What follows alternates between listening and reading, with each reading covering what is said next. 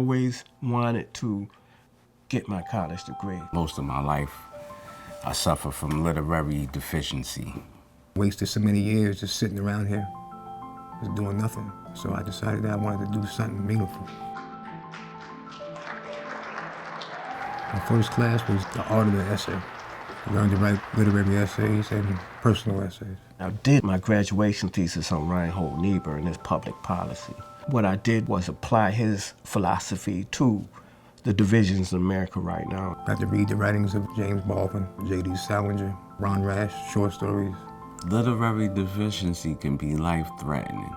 You want to be a healthy reader because you're able to see different views, people's cultures and lives, and you just not set in the small world that we live in. I grew up in Brownsville, Brooklyn, with my mother and my brother and 8 sisters. We grew up poor, in and out of foster homes. Due to my mother's crack addiction, me and my sisters, we had like a strong bond. You know, I felt like I had to protect them because I was the older sibling. My father was very abusive. My mother used to always tell us to run in the closet. By the time I was 8, my mother left him, and we moved into a public housing, but we sunk deeper into poverty. That's pretty much how I started stealing. By the time I was 9 years old, I was already on probation. I had 12 brothers and sisters. The library was my escape from the chaos at home. I would go and sit just for the peacefulness, pick up a book and start reading. One night, my father felt that I disrespected him, so he pulled out a gun and told me that he would kill me. And me, with my teenage arrogance, dared him to shoot, and he shot. He was drunk enough that where I nudged his hand away, it went past my head. And from that point on, I left home and I joined the military to get away from it all. By the time I was 14, I would start selling drugs. Basically, I was still stuck in the same situation as I was when I was 9 years old. I can't even recall ever wanting to change. I had a lot of examples of how to be a man in the world from a bunch of people that didn't care about me. So a lot of times in the neighborhood, you know, we glorify the drug dealers and, you know what I mean, the gangsters and the stick-up kids instead of the teachers and the doctors and people that's doing good because of peer pressure. Shortly after my arrest, I was in Albany County Jail, and I began getting involved in a veterans program. And from that point, I started to change. My mental stability grew. I just got more positive. And as soon as the college program was available here, I signed up. And I've been there ever since. It's been 8 years of classes, education, intently focused on my college program. And it's changed my life. My first class was the art of the essay. This is when I began writing about my life. I recall being on River Street in Troy, and 2 guys pulled up in a car and knocked me out, knocked me unconscious, robbed me. I was 14. I never realized how traumatized I was. I never realized that I had PTSD. 20 years ago, my mind, I would have been focused on negativity. I was going to sleep in anger. Writing, it allows me to see that I could do better with my life. Now, I spend all my time trying to do something positive. Took my GED 3 times. I kept failing, but I was like, yo, I gotta get it. And eventually I got my GED. I began to see my vocabulary getting better. I was able to communicate, say, I'm gonna go further, go get my college degree. The subject that I was drawn to the most was African American history. My grandparents told me about their history in Alabama, Jim Crow, public policy, laws surrounding black people, and their escape to New York. And I dug deeper and deeper into that. In my life and during prison, I would fail to execute things. But being that I had to finish reading these books in a certain period of time, writing about it, and getting it to the college professor at a specific time was something new to me.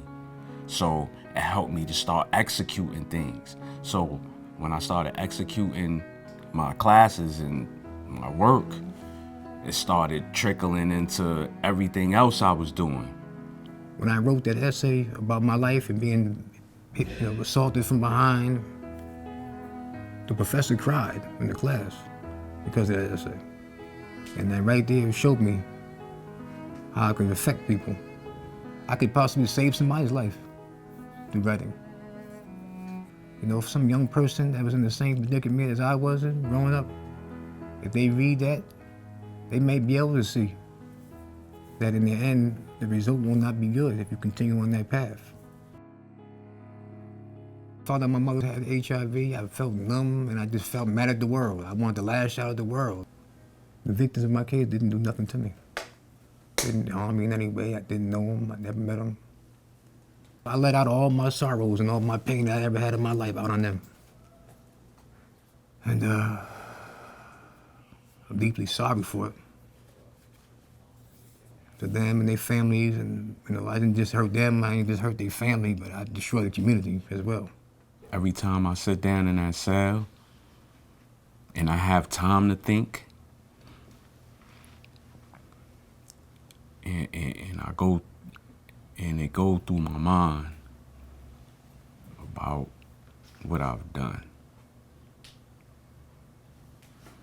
At one point in time, I thought I was justified for doing it because I didn't want to get hurt. I was shot. I felt like a victim. You know what I mean? But I didn't need to do that.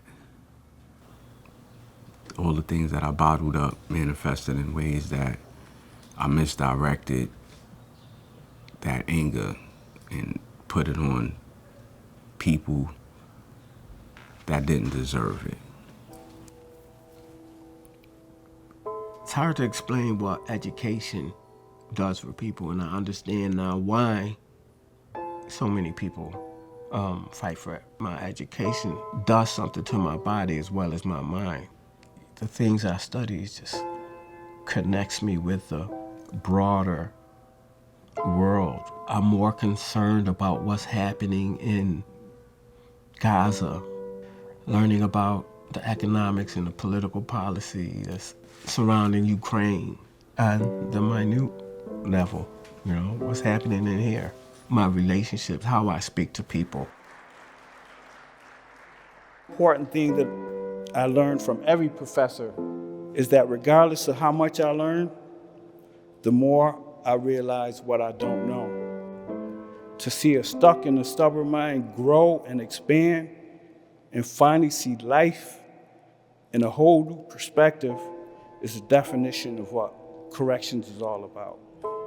If I had the knowledge that I had now being in college, I would tell myself, know that your people love you. Only thing you have to prove anything to is your family and your children, to let them know that you love them. I can never redeem myself from taking two people's lives. I don't think that I can't bring back people from the grave.